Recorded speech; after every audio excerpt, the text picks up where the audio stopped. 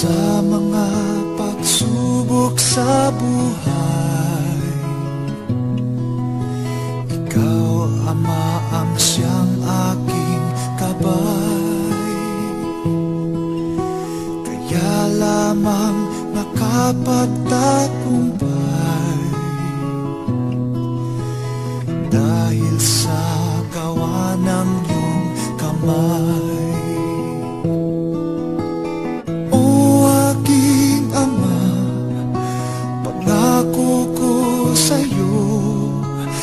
Ako'y magtatalaga sa tungkuling ito, kahit na ang kapalit nito ay buhay ko.